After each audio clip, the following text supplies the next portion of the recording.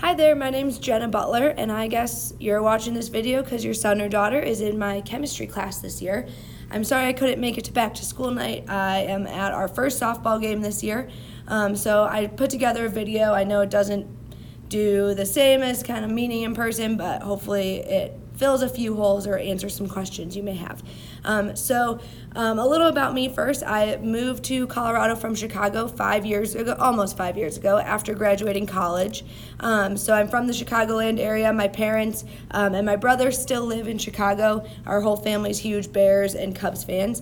But I've been living in Parker now with my dog, Phoebe Buffet, that's her in the middle, for, I guess, just over 4 years now.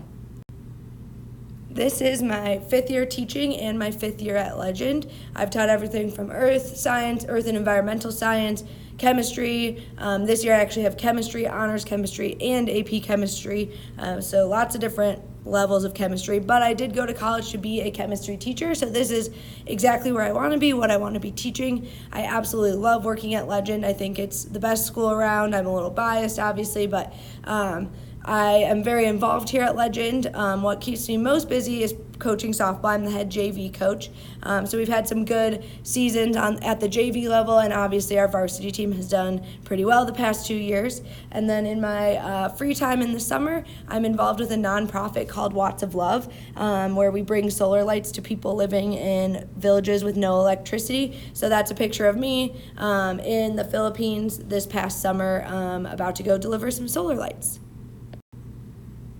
That was more than you probably ever hoped to dream to know about your son or daughter's chemistry teacher, but here's the information I'm guessing you care about. The best way to contact me if you need anything or have any concerns is through email. I do have a phone in my classroom, but it is not hooked. It's hooked up, but I don't get phone calls during the day on it, so you'll get sent straight to voicemail. So what's best is probably sending me an email and then giving me a time and a number to call you at, and I can give you a call during my plan period.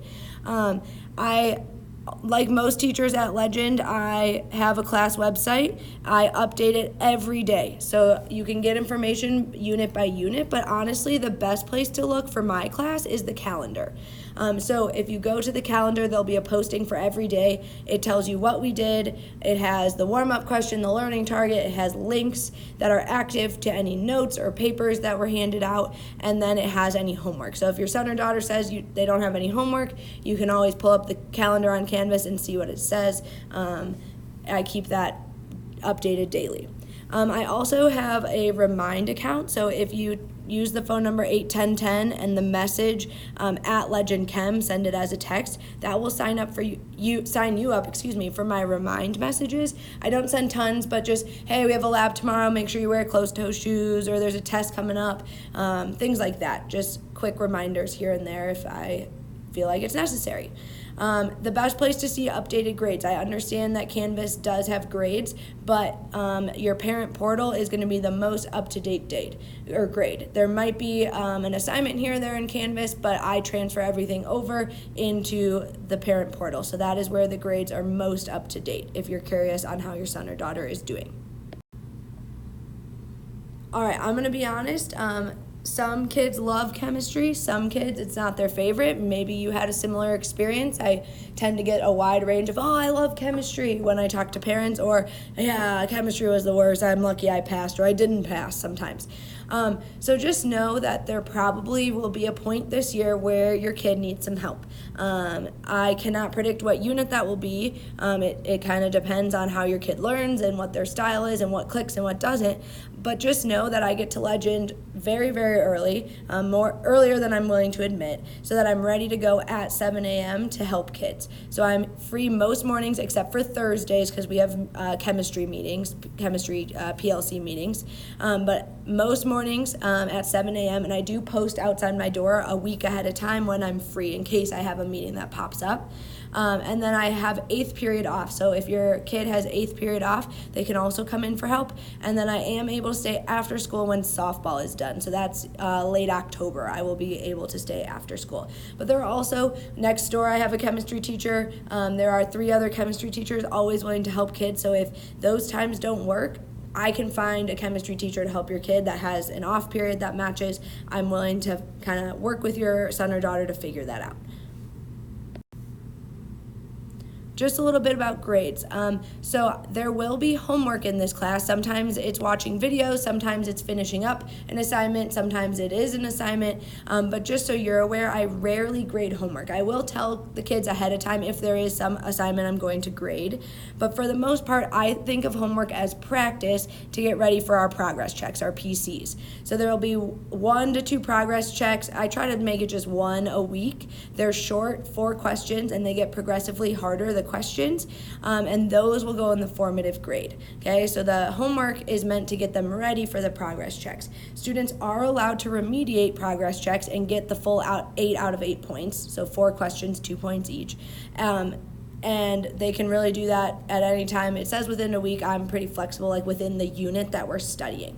Okay, quizzes are allowed to be remediated as well, as long as the progress checks have been remediated. Okay, I look at the progress checks as like a stepping stone into the quizzes. So if a student fails a progress check and then they fail the quiz, like that's not very surprising to me. So if they need to get some help, I want them to fix the progress checks first because it really breaks the skills down, and then we'll fix the quiz. And then the last policy, this might be different from some other classes, I do allow kids to remediate summatives, okay? So our summatives are our big end of the unit labs or tests. But here's the requirement. Students need to come in twice during the unit in order to be eligible to remediate. So I need to see them 2 times, and our units are roughly 3 to 4 weeks long. So twice, before or after school, during an off period, come in during lunch to get some help. If they come in to remediate a progress check, that counts as one of their 2 times. So you're kind of killing 2 birds with 1 stone. But what I find is that most of the time, kids don't need to remediate their summative because they've already taken care of any misunderstandings by coming in twice throughout the unit. Okay, and then just kind of a stipulation for me.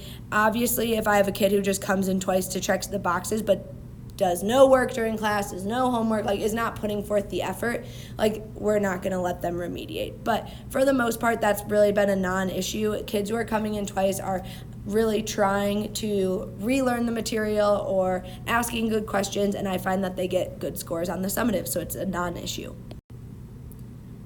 So lastly, here are the units that we're going to study if that's interesting to you. Some of you could care less, but here's kind of what we go over. Please just know, I'm sorry I couldn't be there today, but I'm very, very excited to work with your kids, and I'm here to help them. If anything comes up throughout the year, please shoot me an email. I'm happy to give you a call and we can talk about it, but I'm excited to teach your kids some chemistry and get to know them better throughout the year.